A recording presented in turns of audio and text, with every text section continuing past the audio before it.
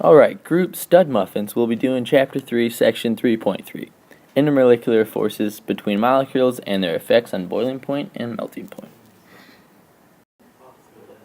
Alright, there are three main types of intermolecular forces.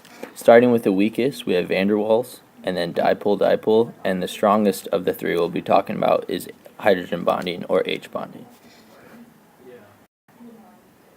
Van der Waals forces, named after the Dutch scientist Johannes Diederik van der Waals. It is one of the weakest bonds. It is actually the weakest bond we'll be talking about, and it exists in all molecules, and its strength in the molecules depends on its size. So a larger surface area equals a larger attractive force.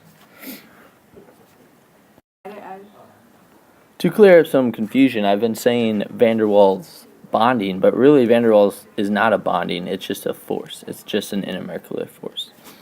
An example of this is how van der Waals forces messes with boiling point and melting point is the pentane, and its boiling point is 36 degrees Celsius, and later you'll be able to compare this low boiling point with other boiling points from molecules with hydrogen bonding and dipole-dipole bonding. Just a quick sneak peek. And then for melting point, pentane has negative 130 degrees Celsius. And just so everyone knows, boiling point is a change from liquid to gas, and melting point is a change from solid to a liquid. Dipole-dipole interactions. What are they? An attraction between two polar molecules with one having a partial positive and the other having a partial negative end.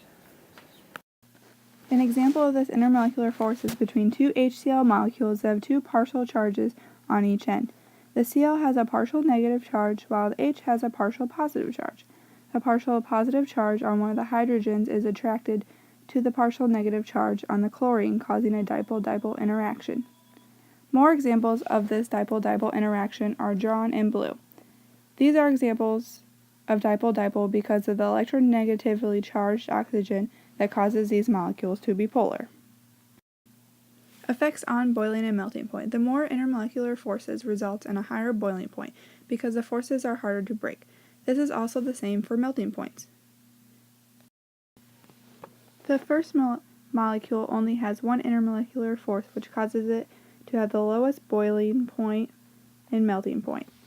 The middle molecule has two intermolecular forces, which is why it has the second lowest or highest boiling point and melting point. The last one has three intermolecular forces, which causes it to have the highest boiling point and melting point. Dipole-dipole interactions between two H2O molecules causes hydrogen bonding.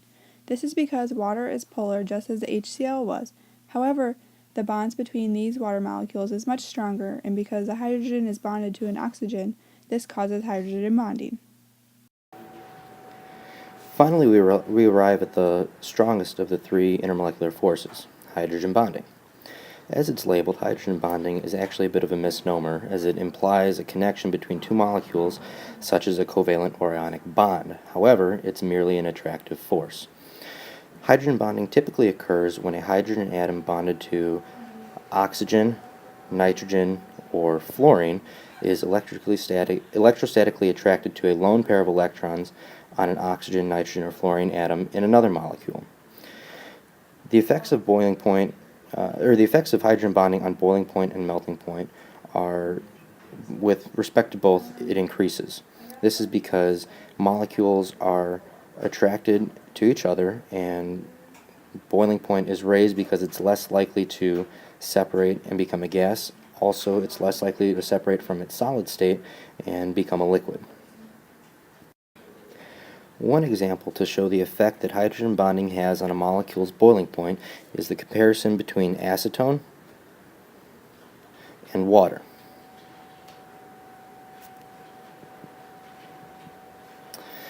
Now, acetone has a boiling point of 56 degrees Celsius, whereas water has a boiling point of 100 degrees Celsius. This is as a result of hydrogen bonding in the H2O molecule providing stronger intermolecular forces, which makes them less likely to separate than the forces of the acetone. As previously mentioned, dipole-dipole interactions make higher boiling points, as we see 56 degrees Celsius in the acetone molecule, but hydrogen bonding is still the strongest, and that's why its boiling point is the highest in water.